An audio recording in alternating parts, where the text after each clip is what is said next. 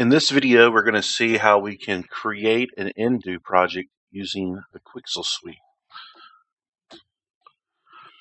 So you can see that I already have Photoshop open. So make sure you have Photoshop open before we open Quixel.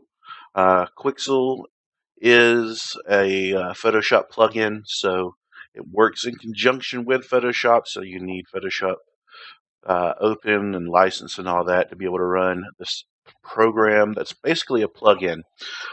So before we get started, I'm going to make sure I have all the files that I need for this process. So you can see an example folder structure I have. Here's my Maya files, and then I have a folder with exports. I got my UV snapshot, my game model, and my normal map.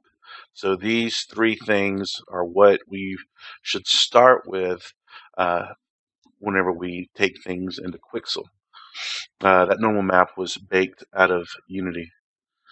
So I guess it's time to go ahead and open up Quixel. So I'm going to go ahead and locate my Quixel.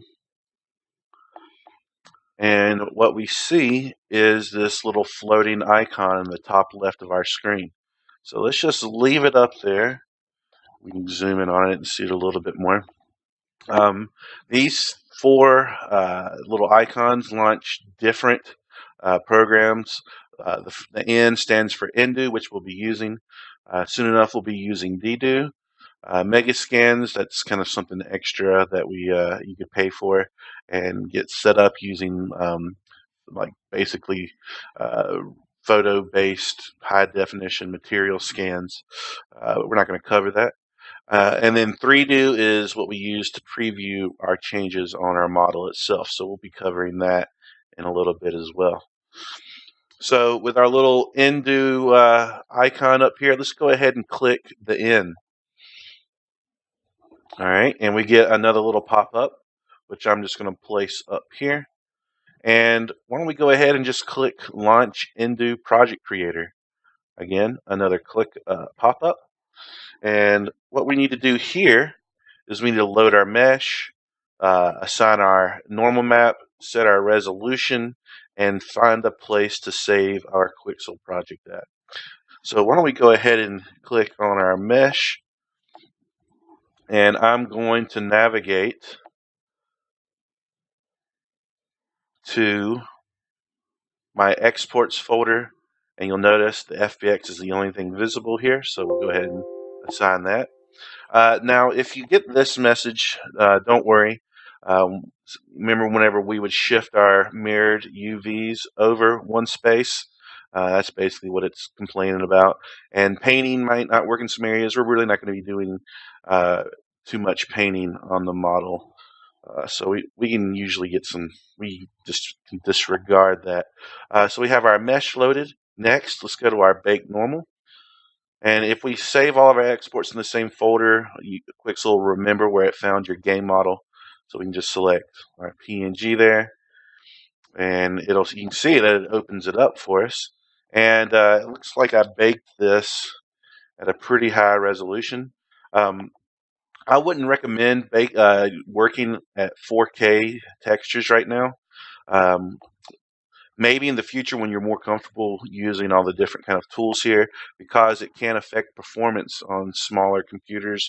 And when you're starting out, that's the last thing you want to have to worry about. So I'm going to go ahead and take this down to 2048 by 2048. And that'll resize things for me. And the most important thing is to save it in a smart place. So you can see I'm going to go to my Vic Viper folder here, and I'm going to make a new folder. Yeah, you should probably create your own folder for your Quixel files. It'll spit out a few things for us, which we'll cover in a second. And we'll just click OK. And after we set our file path, just click on Create New Project. And Quixel has done a few things. So let's see what that has happened.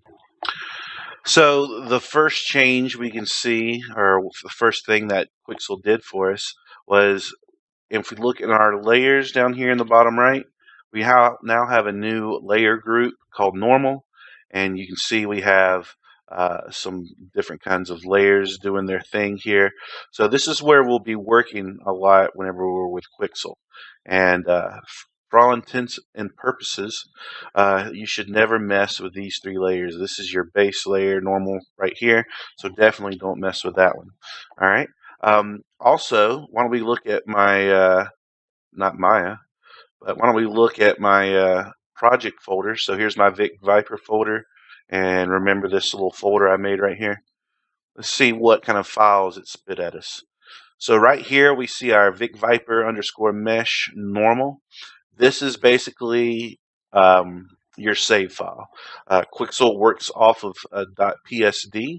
So anytime you need to rework on your Quixel project, your nDo normals, just click and open this file right here, and then just launch Quixel, and it should pick it up through its context-sensitive menus.